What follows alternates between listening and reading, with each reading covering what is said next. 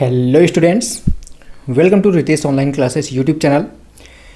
बच्चों, आज की इस वीडियो में मैं आप लोगों के लिए यहाँ पे लेके आया हूँ कक्षा 6 का जो एनसीईआरटी का आपका किताब है पृथ्वी हमारा आवास, उसके अध्याय 5 यानी कि पाठ 5 का यहाँ पे मैं क्वेश्चन आंसर कराऊँगा। 3-4 दिन पहले आपको मैं चैप्टर पढ़ा चुका हूँ, तो आप लोग अगर नहीं देखें, चैप्टर नहीं पढ़े हैं, तो क्वेश्चन आंसर की क्लास देखने से पहले आप एक बार ज़रूर चैप्टर को अच्छे से पढ़ लीजिए। तो मैं आप लोगों को क्वेश्चन आंसर कराऊंगा तो आप लोगों को अच्छे से समझ में आएगा, ठीक है। तो आशा ही करता हूं कि अगर आपको क्वेश्चन आंसर देख रहे हैं तो आप लोग चैप्टर पढ़े होंगे, चाहे खुद से पढ़े हो, चाहे कहीं से भी पढ़े हो और चाहे मुझसे पढ़े हों। चलिए स्टार्ट करते हैं। पहला क्वेश्चन यहाँ पे जो आपके किताब के चैप्टर के बीच का है, उसके बाद लास्ट में हम यहाँ पे अभ्यास वाले जो क्वेश्चन आते हैं वो डिस्कस करेंगे। और चैप्टर का नाम आप सभी को पता है, पृथ्वी के प्रमुख परिमंडल, major domains of the earth. पहला क्वेश्चन था इसमें, पृथ्वी के चार प्रमुख परिमंडल कौन से हैं। आपको पढ़ाया था कि पृथ्वी के 4 प्रमुख परिमंडल थे। आपका भूमंडल जो आपकी जिसमें हम लोग रहते हैं, जीव यहाँ पे धरती। इसके बाद जलमंडल था जो पानी वाला, जिसमें मछलियाँ और व्हेल मछलियाँ, मगरमच्छ ये सब रहते हैं। फिर उसके बाद वायुमंडल आता है जिसमें पक्षी उड़ते हैं। और एक आता है जीवमंडल, जिसमें ये बताया गया था आप लोगों को कि जलमंडल, वायुमंडल और भूमंडल को जो मिला के जो क्षेत्र होता है, तीनों वहाँ पे पाया जाता है, उसको कहते हैं जीवमंडल। ठीक है, क्लियर हो गया चारों परिमंडल यहाँ पे। और यहाँ पे मेरा उद्देश्य यही रहता है कि अगर आपको कोई चैप्टर का क्वेश्चन आंसर करा रहा हूँ तो क्वेश्चन आंसर कराते ही कराते, वीडियो देखते ही देखते आपको याद हो जाए, इस तरीके से मैं आप लोगों को समझाने की कोशिश करता हूँ। तो आपका भी काम है कि थोड़ा सा अप्रिशिएट करिए, वो भी सारी चीज़ें बिल्कुल फ्री हैं। इसी वीडियो के नीचे सब्सक्राइब बटन है, तो Ritesh online classes YouTube channel को सब्सक्राइब कर लीजिए। यहाँ पे आप क्लास 6 में हैं, तो आपको मैं क्लास 6 में पूरे सब्जेक्ट पढ़ाऊंगा। अभी जल्दी ही मैथ की क्लासेस भी स्टार्ट करने वाला हूँ। आपको क्लास 7th में भी क्लासेस आपकी प्रोवाइड करूँगा, क्लास 8th में भी, क्लास 9th में भी, क्लास 10th में भी। तो आगे आपके 4-5 साल में आप लोगों को पूरा गाइड कर सकता हूँ कि आप अच्छे नंबर कैसे प्राप्त कर सकते हैं, कैसे पास हो सकते हैं अच्छे नंबरों से। तो इसलिए आप Ritesh online classes YouTube channel को अभी से सब्सक्राइब कर लीजिए और बेल आइकन दबा के रखिएगा। इसके अलावा कोई चैप्टर आपको अगर पढ़ना है तो उसके लिए भी कमेंट बॉक्स है, उसमें कमेंट करिएगा। मैं 1 से 2 दिन के अंदर इसी चैनल के माध्यम से आपको पढ़ा दूंगा वो चैप्टर। ठीक, तो दूसरा क्वेश्चन देखिए यहाँ पे है, पृथ्वी के प्रमुख महाद्वीपों के नाम बताइए। तो आपको यहाँ पे बताया गया था कि पृथ्वी पे टोटल 7 महाद्वीप हैं, और वो क्षेत्रफल की दृष्टि से मैं एक एक करके, पहले सबसे बड़ा, फिर उसके बाद और सबसे लास्ट में सबसे छोटा क्षेत्रफल की दृष्टि से आपको यहाँ पे परिमंडल, यहाँ पे महाद्वीप के नाम बताऊंगा। तो सबसे पहला महाद्वीप है एशिया महाद्वीप, जो कि पूरे पृथ्वी पे सबसे बड़ा महाद्वीप है। दूसरे नंबर पे आता है यूरोप, ये आपका सबसे बड़ा नहीं है। दूसरे नंबर पे आपका अफ्रीका है। फिर उसके बाद आपका आता है यूरोप के बाद अफ्रीका, फिर उसके बाद आपका आता है उत्तरी अमेरिका, दक्षिणी अमेरिका, ऑस्ट्रेलिया, फिर लास्ट में आता है अंटार्कटिका। और सबसे यहाँ पे जो सबसे बड़े की बात की मैंने, सबसे बड़ा आपका क्षेत्रफल की दृष्टि से महाद्वीप है एशिया, और सबसे छोटा जो क्षेत्रफल की दृष्टि से महाद्वीप है वो है ऑस्ट्रेलिया। यहाँ पे अंटार्कटिका में कोई भी निवास नहीं करता है, बस कुछ देशों के जो अनुसंधान केंद्र हैं वहाँ पे स्थापित किए गए हैं, क्योंकि वहाँ पे वो बर्फ़ से 12 महीने में वो ढका रहता है, इसलिए वहाँ पे रहने योग्य नहीं है, बस कुछ साइंटिस्ट वहाँ पे रहते हैं। ठीक है, और एक इम्पॉर्टेंट बात, इसमें अफ्रीका एक ऐसा महाद्वीप है जिस महाद्वीप से आपके कर्क रेखा, विषुवत रेखा और मकर रेखा, तीनों रेखाएं गुजरती हैं। ठीक है, एकमात्र ऐसा महाद्वीप है जिससे विषुवत वृत्त जो बीच से जाती है रेखा, पृथ्वी को बीचों बीच से कट करती है क्षैतिज, और मकर रेखा और कर्क रेखा, तीनों यहाँ पे इस महाद्वीप से हो गुजरती हैं। तो जो भी उस क्वेश्चन से रिलेटेड इंपॉर्टेंट मुझे लगता है वो भी मैं बता दे रहा हूँ आप लोगों को। तीसरा यहाँ पे क्वेश्चन है, 2 महाद्वीपों के नाम लिखिए जो पूरी तरह से दक्षिणी गोलार्ध में स्थित हैं। तो 2 महाद्वीप दक्षिणी गोलार्ध में स्थित हैं। पहला आपका है ऑस्ट्रेलिया, जो सबसे छोटा महाद्वीप है, और जो मैंने आप लोगों को बताया अंटार्कटिका, जो कि आपके दक्षिणी ध्रुव पे स्थित है। दक्षिणी ध्रुव इसी पे स्थित है, अंटार्कटिका पे। और ये पूरा जैसे ये पृथ्वी गोल है ना, तो ये आपका विषुवत वृत्त होगा बीच से जो कट गया। इसके ऊपर उत्तरी ध्रुव होगा, नीचे आपका उत्तरी गोलार्ध ऊपर, दक्षिणी गोलार्ध नीचे। तो जो पूर्ण रूप से दक्षिणी गोलार्ध में है उसके बारे में यहाँ पे पूछ रहा है। तो ऑस्ट्रेलिया इधर कहीं है और अंटार्कटिका आपका इस तरीके यहाँ पे है। तो दोनों पूर्ण रूप से दक्षिणी गोलार्ध में स्थित हैं।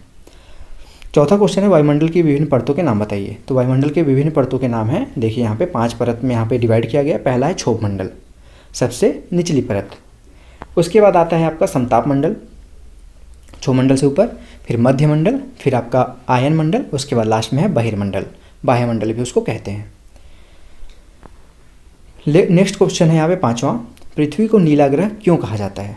तो पृथ्वी को नीला ग्रह इसलिए कहा जाता है क्योंकि यहाँ पे क्या है कि 71% भाग जो है आपकी पृथ्वी पे वो पानी है, ठीक है।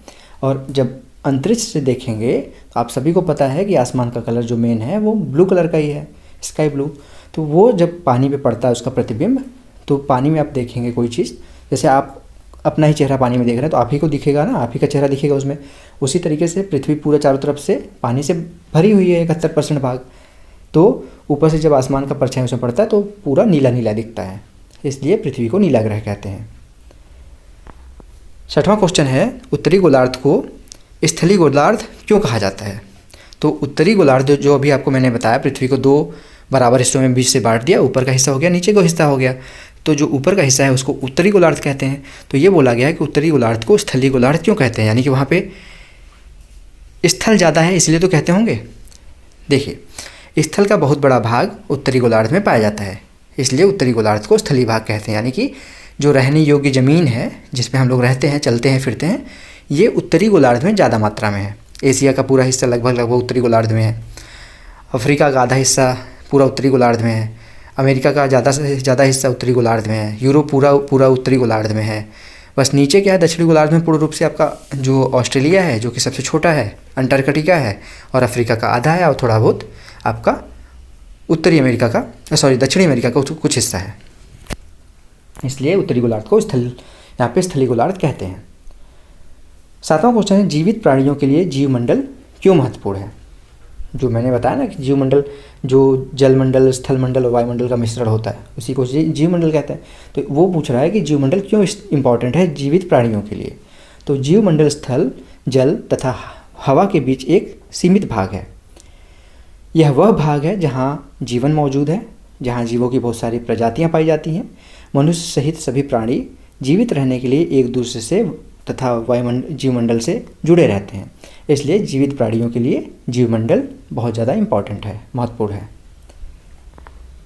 अब यहाँ पे देखिए, सही का आंसर करना है। कौन सी पर्वत श्रृंखला एशिया एवं यूरोप को अलग करती है? आपको जब मैंने चैप्टर पढ़ाया था तो भी आपको बताया गया था कि एशिया और यूरोप जो है वो एक दूसरे से जुड़े हुए हैं स्थलीय रूप से। तो ऐसा कौन सा पर्वतीय क्षेत्र है जो एशिया को एक साइड और एक साइड यूरोप को अलग करता है? तो आपको पता है हिमालय जो है वो इधर है, ऊपर की तरफ, इंडिया के, भारत के ऊपर की तरफ है। वो चाइना और नेपाल, तिब्बत, इन सब एरिया में है, ठीक है। एंडीज पर्वत आपका अमेरिका में है। तो एक बचता है यहाँ पे यूराल। तो आप यहाँ पे लिख सकते हैं यूराल पर्वत जो है, पर्वत श्रृंखला एशिया और यूरोप को अलग करती है। नेक्स्ट है आपका, नीचे आंसर भी दिखा दूंगा मैं आप लोगों को, सारे आंसर यहाँ पे देखिए लिखा हुआ है। यहाँ पे नीचे जाएंगे ना तो यहाँ देखिए यूराल है ना, पहला देखिए यहाँ पे पहले का यूराल है, दूसरे का स्थल संधि है, तीसरे का नाइट्रोजन है, चौथे का जलमंडल है, पाँचवें का एशिया है। तो इसको यहाँ पे एक एक करके देख लीजिए। यूराल तो देख लिए। दूसरा यहाँ पे उत्तरी अमेरिका दक्षिणी अमेरिका से कैसे जुड़ा है? तो एक स्थल संधि है, पतली सी स्थल की रेखा है। ये उत्तरी अमेरिका है, ये दक्षिणी अमेरिका। तो यहाँ पे हल्का सा ना यहाँ पे स्थल संधि है, उसके द्वारा जुड़े हैं, ठीक। अगला यहाँ पे वायुमंडल में किस गैस का प्रतिशत सर्वाधिक है? तो वायुमंडल में आप सभी को पता है कि नाइट्रोजन सबसे ज़्यादा है, उसके बाद ऑक्सीजन है। तो इसका आंसर हो जाएगा आपका नाइट्रोजन। नेक्स्ट क्वेश्चन है चौथा, पृथ्वी की कौन सा भाग ठोस चट्टानों का बना है? तो आप सभी को पता है कि वायुमंडल तो हवा से बनी है, जलमंडल पानी से बना है, तो ठोस से कौन बना है? थलमंडल, जिस पे हम आप रहते हैं, जो आपके पृथ्वी का, जिस पे हम लोग ऊपर पट्टी पे रहते हैं, इसके बारे में बोल रहा है। तो इसका आंसर हो जाएगा थलमंडल। और सबसे बड़ा महाद्वीप कौन सा है? तो इसका तो आप सभी को पता है, अभी बताया गया। सबसे बड़ा महाद्वीप एशिया महाद्वीप है। अब खाली स्थान भरने के लिए आया है। देखिए खाली स्थान का यहाँ पे क्वेश्चन है। पहला क्वेश्चन है पृथ्वी का सबसे गहरा भाग। देखिए यहाँ पे आपका सबसे जो गहरा भाग है वो प्रशांत महासागर में स्थित है और उसका नाम है मैरियाना गर्त, मैरियाना ट्रेंच कहते हैं उसको। इस तरीके का हिस्सा है, इस तरह का हिस्सा है गड्ढा।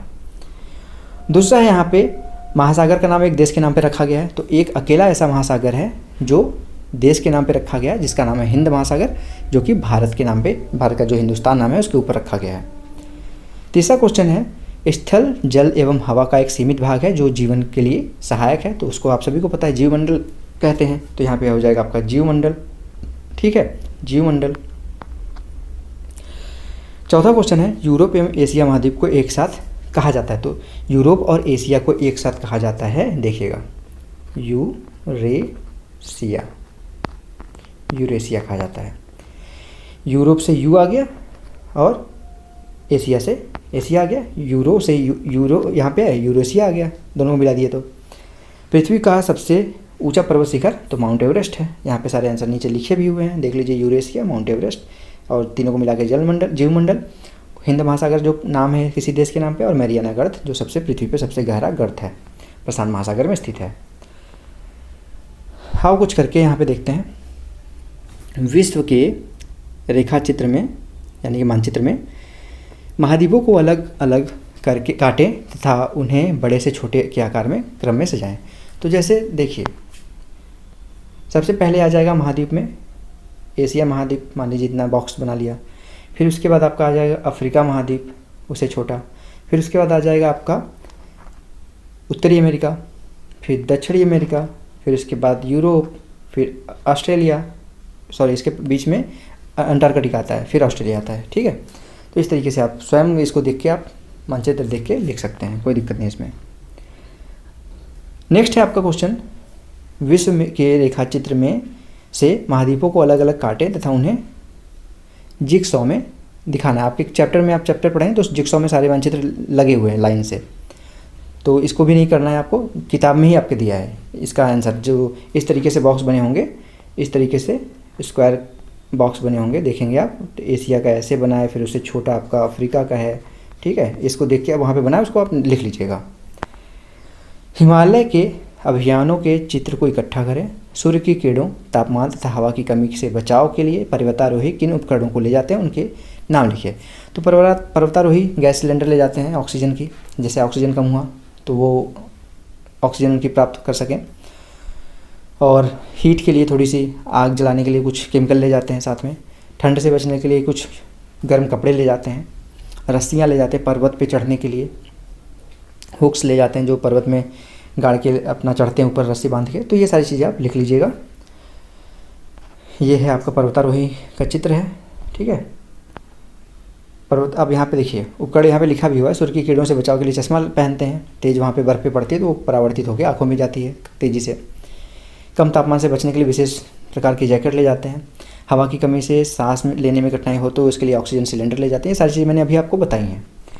अगला है, विश्व मानचित्र के रेखाचित्र पर निम्नलिखित को दर्शाइए। तो यूरोप है, एशिया है, अंटार्कटिका है। तो यहाँ पे देखिए सबसे पहले क्या है, यूरोप, एशिया, अंटार्कटिका दर्शाना है ना। तो यूरोप देखिए यहाँ पे आपका है, यूरोप आपका ये हो गया, एशिया आपका ये हो गया, ठीक। अंटार्कटिका पूछा था तो अंटार्कटिका आपका देखिए ध्यान से नीचे के हिस्से में होगा यहाँ पे, ठीक है। इस साइड होगा आपका ऑस्ट्रेलिया के नीचे अंटार्कटिका। और क्या दर्शाना था, दक्षिणी अमेरिका, ऑस्ट्रेलिया, हिंद महासागर। तो दक्षिणी अमेरिका आपका ये हो गया, ऑस्ट्रेलिया आपका ये हो गया एरिया, हिंद महासागर ये हो गया आपका एरिया, ठीक है। नेक्स्ट आपका है प्रशांत महासागर, अटलांटिक महासागर, यूराल पर्वत, पनामा जल संधि। तो यूराल पर्वत आपका देखिए जो मैंने बताया था यूरोप और एशिया को अलग करता है, इधर एशिया हो गया, इधर यूरोप हो गया। अटलांटिक महासागर ये है, प्रशांत महासागर ये है, और यहाँ पे पनामा जल संधि जो उत्तरी अमेरिका और दक्षिणी अमेरिका के बीच में मैंने बताया था ना कि स्थल संधि है एक पतली सी रेखा, तो वो पनामा कैनाल कहलाती है। तो ये हो गई सारी चीज़ें मैंने दर्शा के दिखा दी आप लोगों को, ठीक है। सारी चीज़ें हो गई, इसको आप लोग नोट कर लीजिएगा अच्छे से। तो ज़रूर बताइएगा, आपका क्वेश्चन सब सारा यहाँ पे मैंने करा दिया है, आप लोग ज़रूर बताइएगा आप लोगों को वीडियो कैसी लगी। अगर समझ में आ गए हैं सारे क्वेश्चन तो आप एक बार लाइक करके कमेंट बॉक्स में कमेंट करके ज़रूर बताइए कि आप लोगों को सारे क्वेश्चन समझ में आ गए हैं, ठीक है। और अगर ऐसे ही वीडियो आप लोग डेली बेसिस पे देखना चाहते हैं तो Ritesh online classes YouTube channel को सब्सक्राइब कर लीजिए और बेल आइकन दबा के रखिए, क्योंकि यहाँ पे आप लोगों को सभी क्लासेस बिल्कुल फ्री में और डेली बेसिस पे प्रोवाइड की जाएंगी हाई क्वालिटी। उद्देश्य अपना यही है कि फ्री में आपको मुफ्त यहाँ पे आपको शिक्षा प्रोवाइड कर सकूँ और अनिवार्य रूप से आपको ये पढ़ाई करनी है ठीक है। अच्छे से पढ़ाई करते रहिए और अच्छे नंबर प्राप्त करते रहिए। ठीक है दोस्तों, ठीक है बच्चों, तो मिलते हैं नेक्स्ट वीडियो में। इसके अलावा कोई चैप्टर पढ़ना है तो आप लोग बता दीजिएगा कमेंट बॉक्स में, आप लोगों को पढ़ा दूंगा वो भी।